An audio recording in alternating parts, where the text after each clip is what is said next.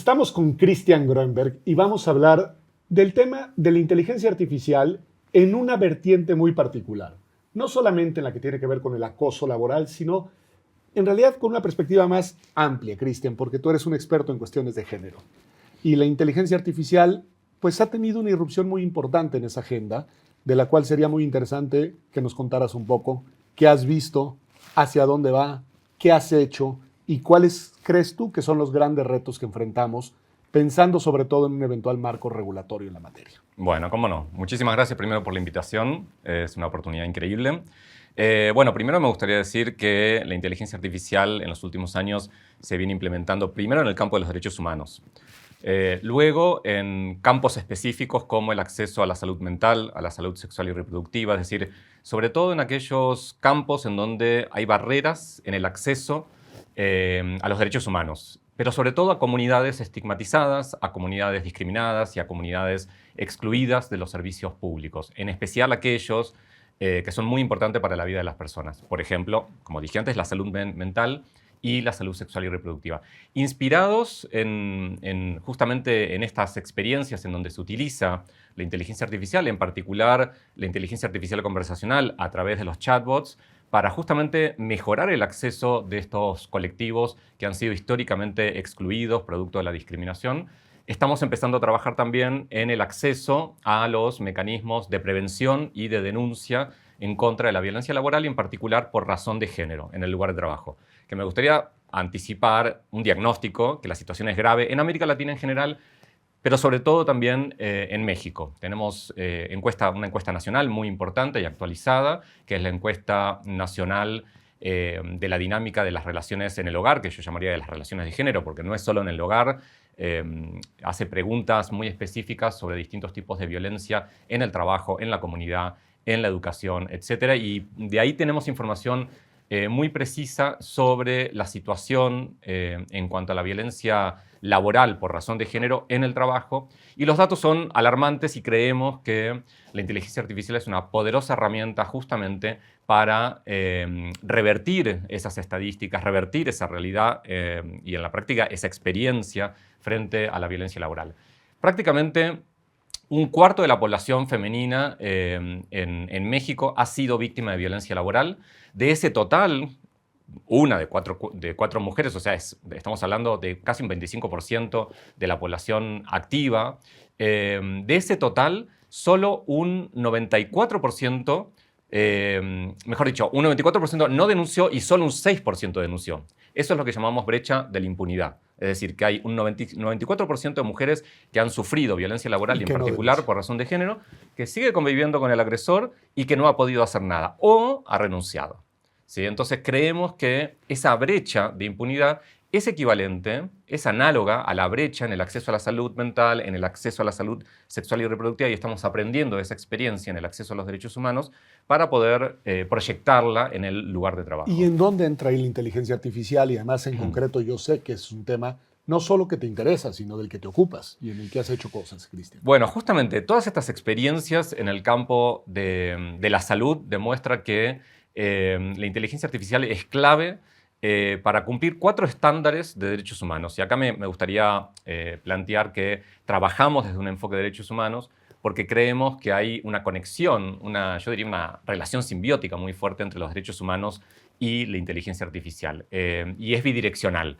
La inteligencia artificial le permite, ¿sí?, a los derechos humanos mejorar el acceso a los servicios públicos, por ejemplo, o en este caso a las políticas preventivas y también a las intervenciones para investigar casos de violencia laboral por razón de género en el trabajo. Pero además, los derechos humanos tienen también la oportunidad de favorecer la inteligencia artificial, sobre todo en cuestiones de ética, sobre todo en lo que tiene que ver con la transparencia algorítmica, el manejo de los datos sensibles y sobre todo la confidencialidad. Son temas que vos sabés muy bien, están en el ADN de los derechos humanos y de los activistas y de las activistas de derechos humanos, y ahí yo creo que hay una intersección de las dos agendas muy potente. Pero lo que permite, lo que ofrece, las oportunidades de la inteligencia artificial aplicadas al acceso a los derechos humanos tienen que ver con estos 4 estándares que son muy conocidos en el campo de los derechos humanos, sobre todo en el activismo, que son la disponibilidad, la accesibilidad, la aceptabilidad y la eficacia, o mejor dicho, la calidad de los servicios o el acceso a los derechos humanos. Y en ese sentido, la inteligencia artificial ayuda a cumplir con esos 4 estándares. Y si me lo permitís, voy a ser muy rápido, Sí, voy a enumerar uno por uno me importa para mucho. demostrar empíricamente esta sociedad potente entre los derechos humanos y la inteligencia artificial, sobre todo a través de los chatbots conversacionales, que es la herramienta sobre la cual vamos a hablar ahora. En cuanto a la disponibilidad, y voy a hacer referencia a la experiencia más común en cómo se mejora el acceso a los derechos humanos a través de chatbots conversacionales. En cuanto a la disponibilidad, el chatbot conversacional está dispuesto a las 24 horas del día, todo el año. Todos lados. En todos lados. Una persona en crisis, por ejemplo, después de haber sufrido 6 meses de acoso laboral, a las 3 de la mañana entra en crisis, puede hablar con un chatbot que además va a estar disponible en el sentido de que a las 4 de la mañana va a hablar y va a hablar bien dispuesto, con un buen tono, empáticamente, mientras que cualquier otro ser humano a las 4 de la mañana no nos respondería empáticamente, como mínimo. Entonces, la disponibilidad es clave. Las 24 horas del día, todo el día, desde cualquier lugar. En el segundo estándar, que es importantísimo, tal vez el más importante, que tiene que ver con la accesibilidad, que es en realidad el más complejo porque está compuesto de subcategorías. La accesibilidad puede definirse como accesibilidad física, accesibilidad económica, accesibilidad burocrática, accesibilidad social, que es básicamente un acceso libre de discriminación, y la accesibilidad informacional, que para poder tomar decisiones, para poder acceder y tomar decisiones a los derechos humanos necesitamos tener información confiable. Todo esto es obviamente banal decirlo, la inteligencia artificial es clave para garantizar todos esos estándares de accesibilidad, pero sobre todo accesibilidad libre de prejuicios. Y en ese sentido, como bien sabemos, el entrenamiento del algoritmo está pensado justamente para ciertos grupos demográficos, para no discriminar, pero sobre todo para no revictimizar. Okay. La encuesta en DIRE, a la cual estamos haciendo referencia y vamos a seguir haciendo referencia para trabajar sobre estos datos empíricos que básicamente describen la realidad concreta de las mujeres trabajadoras en México. En cuanto a la accesibilidad, sobre todo que no tenga que ver con la discriminación, es decir, un acceso libre de discriminación, uno puede entrenar justamente, y es lo que se viene haciendo con estos algoritmos que garantizan que los chatbots puedan tener una conversación con una persona que ha sido estigmatizada en el uso de los servicios de salud pública vinculados a la salud mental, y en particular grupos específicos, ¿no? Por ejemplo, usuarios de los servicios de salud migrantes, de poblaciones indígenas, del colectivo LGTBIQ, es decir, de aquellos grupos que han sido históricamente estigmatizados. El diseño del algoritmo es clave justamente para no revictimizar. Entonces, como estaba diciendo antes, cuando uno va a la encuesta en DIRE, va a encontrar que la encuesta hace una pregunta muy interesante. Le pregunta a ese 94% de mujeres que no denunció, ¿por qué no denunció?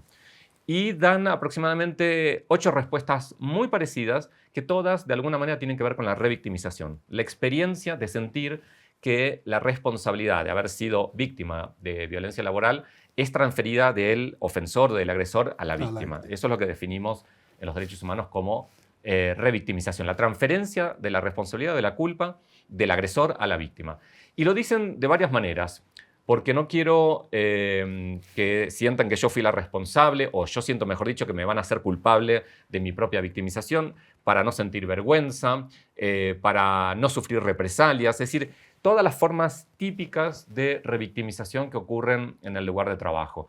Todo eso, la inteligencia artificial, con un muy buen diseño en cuanto al algoritmo, se puede evitar. Y lo que está demostrado, sobre todo en los trabajos que evalúan los chatbots sobre los cuales estamos hablando en cuanto al acceso a la salud pública, sobre todo a la salud mental y a la salud sexual y reproductiva, está probado que baja la revictimización y, por lo tanto, una forma de medirlo esto es aumentando la satisfacción de las personas que usan estos chatbots. ¿Sí? Entonces, vamos a aprovechar esa experiencia para garantizar la accesibilidad en cuanto a un acceso libre de discriminación y estigma, pero sobre todo de revictimización. El tercer estándar tiene que ver con la aceptabilidad, que es clave.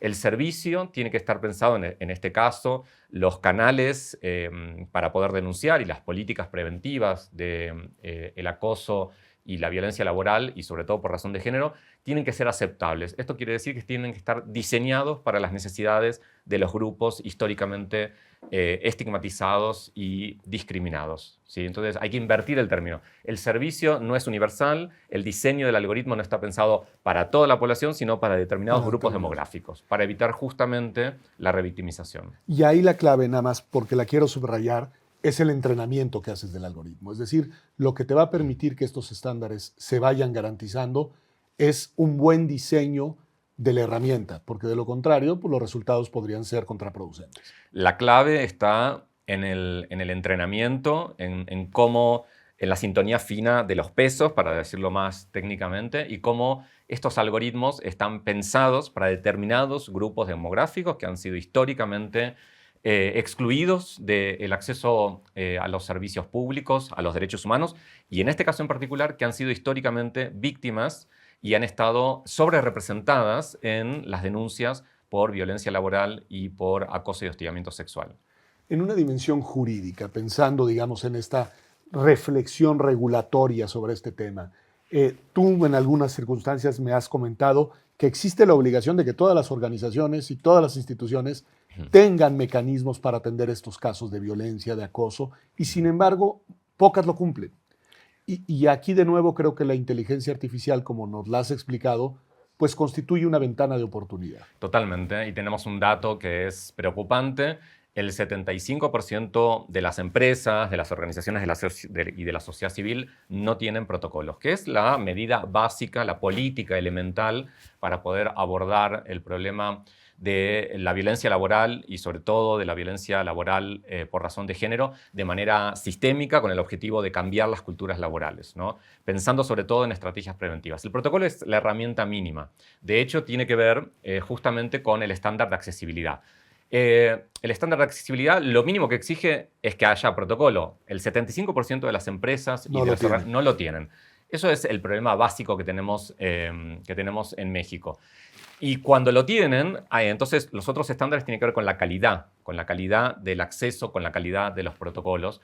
Y me falta enumerar el último estándar, que es la calidad. La calidad, en este caso, la calidad de los protocolos, la calidad de las políticas para prevenir el acoso y el hostigamiento sexual en el trabajo. La calidad se mide por la eficacia y la eficiencia, que sabemos perfectamente que en ese sentido la inteligencia artificial es clave para mejorar la efectividad.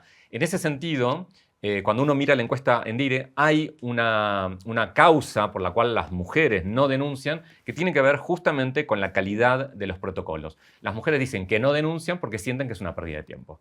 Lo que está demostrado en la experiencia en el acceso a la salud pública es que justamente los chatbots muchas veces son mucho más eficaces que los procedimientos administrativos y burocráticos que excluyen a estos grupos que han sido históricamente estigmatizados en el acceso a los derechos humanos. Hay un punto clave en esto que nos has comentado, Cristian, y me gustaría tu reflexión. De alguna manera, lo que nos estás diciendo es que en este tema en concreto es mejor dejar a las personas fuera y colocar a la inteligencia artificial como el medio que nos permita gestionar y solucionar pues, temas muy sentidos, muy concretos y mucho más comunes de lo que nos gusta reconocer. Es una muy buena pregunta porque lo que hay que decir es que es complementario. O sea, yo creo que las personas, los y las activistas y las organizaciones que tienen como objetivo mejorar las culturas laborales tienen que pensar justamente en el diagnóstico primero. El diagnóstico lo que nos dice es que hay un 94% de mujeres que han sufrido violencia laboral y no han denunciado. Sabemos que no denuncian por miedo a la revictimización, por no tener confianza en los procedimientos o, como dice el 75% de las mujeres, en su lugar de trabajo no hay protocolos. Digamos que de acá en más todas las empresas van a tener protocolos. Lo que tenemos que resolver ahora es la desconfianza, es el miedo a la revictimización. Y es ahí donde entra la inteligencia artificial y es una herramienta súper poderosa Pero quiero decir esto, lo que ayuda es a conectar a las personas con los mecanismos formales de denuncia. Ese es el gran aporte que hace la inteligencia artificial. Es el primer contacto y lo que hace en ese primer contacto es reconstruir la confianza en la organización. Esa es la clave, porque ahora esa confianza no existe. Por eso el 94% de las mujeres no denuncia. Tenemos que acortar esa brecha de impunidad. Y lo demuestran los estudios en el acceso a la salud pública. La inteligencia artificial conversacional es clave para cortar esa brecha. ¿Ejemplos exitosos que nos pudieras decir, mira, aquí ha funcionado, aquí ha funcionado, aquí ha funcionado? Bueno, todos estos estudios, que son en general estudios en el norte global, de los cuales estuve hablando, todos demuestran que el efecto es positivo. Por ejemplo, en el tema de crisis, por ejemplo, cuando las personas tienen una crisis con ideaciones suicidas, bueno, la inteligencia artificial ha demostrado un efecto positivo en bajar la ansiedad, en controlar la situación, pero una vez más, sobre todo, la inteligencia artificial es clave como sistema de referencia para derivar a esas personas en crisis a profesionales, claro, que es lo mismo que estamos planteando en el campo de la violencia laboral. La inteligencia artificial no define si una conducta es o no reprochable y sancionable, sino que le da información a las personas para que puedan entender en qué situación están, y quiero aprovechar para decir esto. La primera causa por las cuales las mujeres no denuncian violencia laboral en México tiene que ver con lo que llamamos naturalización de la violencia laboral, que es un fenómeno muy estudiado y está probado a través de toda la literatura académica. Las mujeres dicen que no denuncian porque les parece que no fue grave lo que les pasó. Hay que tener mucho cuidado con eso porque en realidad eso es producto de la naturalización, y el chatbot, la inteligencia artificial es clave para que las mujeres reconozcan que lo que están sufriendo es violencia laboral. Eso es importantísimo porque al final en ese proceso hay un acompañamiento a través de una herramienta tecnológica sumamente útil, pero al final la responsabilidad de tomar decisiones y de determinar consecuencias sigue estando en manos de las personas. A eso me refería con una relación totalmente complementaria y que empodera a las dos partes. Si tú pensaras, Cristian, en cuál podría ser, en este tema en concreto, un marco regulatorio idóneo, ¿qué dirías? ¿Habría que hacer un marco regulatorio? ¿No es necesario? ¿Habría mejor nada más aplicar, hacer efectivas las normas que piden que existan protocolos? ¿Habría que normar o no normar la modalidad de esos protocolos, en este caso inteligencia artificial? ¿Qué dirías? Yo creo que las normas las tenemos, hay que cumplirlas. Y en cuanto a la inteligencia artificial, hay una nueva ley de mecanismos alternativos para la resolución de conflictos que incorpora la inteligencia artificial. Okay. Entonces, ahí podríamos cruzar la Ley Federal del Trabajo, que en el artículo 132 obliga a todas las empresas a tener un protocolo, con la posibilidad de que ese protocolo sea un protocolo inteligente basado en inteligencia artificial, inspirados en la nueva Ley de mecanismos alternativos de conflictos que incorpora la inteligencia artificial. No lo has dicho tú, lo digo yo. Tú eres un experto en eso porque lo haces, porque eres alguien que ha desarrollado ese tipo de protocolos, y quizá merece la pena que nos cuentes en el último minuto que nos queda en qué consisten esos protocolos en concreto que tú desarrollas. Bueno, muchas gracias por la oportunidad. Básicamente, vuelvo a reforzar la idea de que el vínculo entre inteligencia artificial y especialistas en el tema es complementario, porque lo que hacemos justamente es basar los protocolos inteligentes, es decir, los chatbots basados en inteligencia artificial conversacional, en los protocolos que son producto de un proceso participativo en donde toda la organización participa y en donde tanto desde los que lideran la organización como los equipos más operativos, todos participan en el diseño del protocolo, y es ese protocolo el que está totalmente adaptado a la cultura laboral, el que convertimos a través de la inteligencia artificial conversacional en un protocolo inteligente. Dicho, y para terminar, la inteligencia artificial se adapta a la cultura laboral y no es al revés.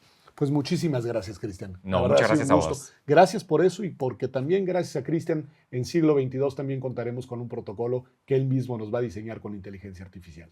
Gracias de verdad. Gracias.